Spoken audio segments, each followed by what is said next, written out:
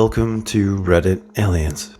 People who work in human resources, what is the craziest shit you've ever seen? Please remember to like, share, and subscribe, and hit that notification bell. Worked in HR for a couple of years now, mostly for large firms managing facilities within properties. One of the strangest cases was brought about because a client asked us to review CCTV footage as he'd driven past the office late at night and noticed the motion sensor lights inside going on and off and was concerned there had been a break-in. Turned out, the night security officer, whose primary role is to monitor cameras from the control room, was skipping up and down the corridors cause he felt too full of energy and had to get it out of his system somehow.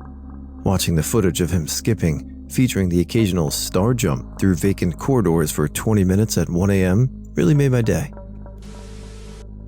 Got a call from our office in India that staff who supported the night shift were running a brothel from the office. They didn't know they couldn't do that. Still fired. They tried to appeal the decision. Did not work. Did it clearly state in the employee contract that you were not allowed to run a brothel through the business? I mean, but glad they lost the appeal. Worked for a large trucking company. Every employee would get a present on their birthday in the mail and their names on the video board. This week's birthdays are: a guy called to ask if his name could not be on the board. Reason: his twin brother murdered his parents and he did not want to be reminded of his birthday. I no longer work in HR or at this company, but it's my favorite story from my time there. Our benefits team made the decision to eliminate reserved parking as lots of employees were frustrated when they walked past dozens of empty spots in the reserve lots every day. This new policy applied to all of the company's locations. Of course, the benefits manager received hundreds of complaints in the first few days from people insisting they needed an exception for their own personal spot. The best reason by far was from one person who needed a spot close to the door because they were terrified of bobcats. No other context. We didn't have bobcats near the corporate office, so at first we thought they meant construction equipment. Turns out there actually were sightings of bobcats like the animal near the person's location. Last I heard, they were told to arrive earlier to get a closer spot and didn't get an exception. One of the dumbest things, an employee that worked night audit at a hotel parked his car at the entrance and would occasionally go out there to drink a bottle of vodka in full view of the cameras. He didn't even sit in his car to drink, just grabbed the bottle out of the car each time and drank in the open. Seriously, he could have put it in a water bottle and drank at the desk and would have not been caught as soon as he was. It was all. I'm not in HR, but my sister-in-law used to be one for a large Canadian tech firm. An executive at the company got very drunk at a conference in Vegas, and the company got a call from the hotel saying they'd have to pay for outside contractors. He had rubbed his poop all over the walls of his hotel room, and the hotel cleaning staff refused to deal with it. My dad works in HR. He just told me about a day when they had to lay off about half of the company. It was crazy, and there were a whole lot of moving parts that day. Unfortunately, in all the craziness, no one remembered to tell this one new hire that sadly the position he was hired for was no longer affordable. So he came into the office only to see everyone clearing out their desks and leaving. And then he got laid off, an hour into his first day. He said the guy understood, but it was the most horrible he ever felt for someone in his life. Obscuring a few details here, you'll understand why in a second. There was a mid-level supervisor at a state agency I never got along with. Guy was nasty, argumentative, real piece of work, but still had a decent amount of people loyal to him. I come in one day and he's not there. Everyone was distraught. Turns out law enforcement had come after the guy, caught him red-handed trafficking child pornography. Rather than arrest him immediately, they gave him the option to return home, settle his affairs, maybe call his lawyer. He took the opportunity to simply hang himself in his own garage instead. The next couple of weeks were just damage control among the staff when the details came out. Horrible situation all around. Call center employee calls HR to complain about their supervisor. He's abusive. He won't even let me leave my desk. Supervisor calls HR to complain about employee. Can you please tell blank that she's allowed to leave her desk? "Oh my god, she's shitting in the trash can." It may sound humorous, but there was significant mental issues at the heart of this. I had to see a video of a guy who shit himself during work while running to the restroom because his manager wouldn't let him leave a meeting early. The guy had IBD, and the manager knew this, so the video shows him running down the hall, and literally a few feet from the restroom, he starts shitting himself, and you see it coming down his leg pant. He looked to be in pain because he kind of collapsed and then got back up. People were baffled when they saw this live. LOL manager equals fired, so definitely the weirdest shit I've ever seen, literally. I once had a temp job in HR. I was scanning lots of old personnel files, and the one perk of the job was reading old complaints against people. The best one I came across was a mediation caused by one member of staff accusing another of witchcraft. I got a call from a woman I'd never spoken to, asking when she could start. She'd received a job offer after interviewing with the manager for a customer service position. She told me, but no one ever contacted her about a start date or pre-employment processes like a background check, and it had been a month. After a lengthy investigation, it came out that this manager had fabricated a job opening and offered it to this woman in an attempt to impress her. She quit her job, but it should be noted, did not respond to the manager's romantic overtures, with the exception of joining my company. She got a settlement with an NDA, and the guy who hired her got fired. There was also a guy who faked his son's death for some extra PTO. Oof. I used to work at a staffing agency that placed people at manufacturing positions. Everyone had to be drug tested at the office as part of the orientation. If the P-cup came back as inconclusive, we'd send the potential hire to a medical lab. They would take another drug test, and the lab could determine if the person was on a prescription or using illegal drugs, and therefore not eligible for hire. So, one guy failed his drug test at the lab. He came back to the office claiming that it wasn't his fault. He explained that he was riding in a car and he stuck his head out of the window. Then, when the car passed under a bridge, someone threw a bunch of cocaine off the bridge. It hit him in the face, and he accidentally inhaled it. That's original. If I had a nickel for every time I was driving under a bridge and stuck my head out of a moving vehicle and got smashed in the face with a bag of cocaine, I'd have a nickel. I was a recruiter, and you would be shocked to see what some people actually have as their personal email.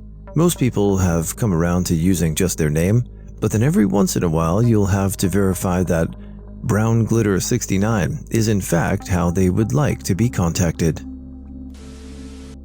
An IT guy who worked the overnight shift because he was doing support for our Asia-Europe regions got written up for improper use of company systems.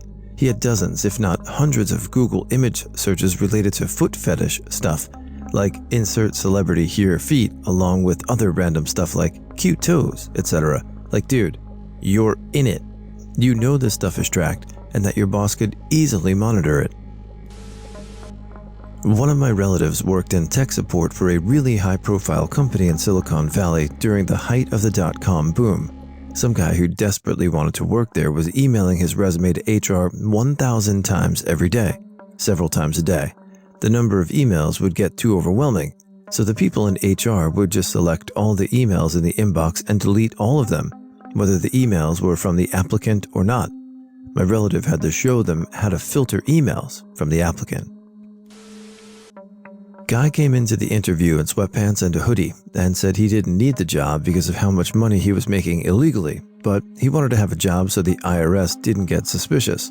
Weirdest part is, I don't live in America. I very much doubt the IRS care about Canadian tax returns.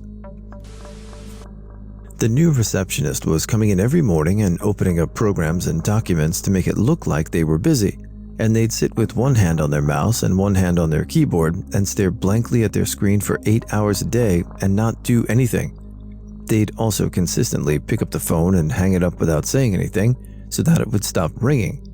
I sat in on her termination, and the employee started screaming at the manager about how they were doing an amazing job and they had to give them another chance. I was 100% confident that they were just trying to get some easy money and wouldn't be surprised that they were finally getting fired. The whole thing was just bizarre. While back, at a very sales-focused company, can't go into too many details, the story got passed around the industry for a while, and I'd rather it remain anonymous. It was crunch time for basically every department. Lots of orders, lots of money made, but with a bunch of pressure to deliver on those orders. Tensions were a bit high, so we, HR, did a few things to raise morale and keep people happy. We had some lunches catered in, donuts and coffee brought in for people, just small things to bring the mood up. After a week or two of this kind of atmosphere in the office, I get notified by one of the sales managers to hold a disciplinary meeting for one of the sales guys who had been around for a few years. I knew this guy, call him Dave, but never really talked to him much. Seemed alright, not one of the ones I'd expect to be a troublemaker. What surprised me was that this meeting apparently also included one of the newer sales guys, Ben, out of college for maybe a year, and also not one of the ones I'd expect to cause trouble.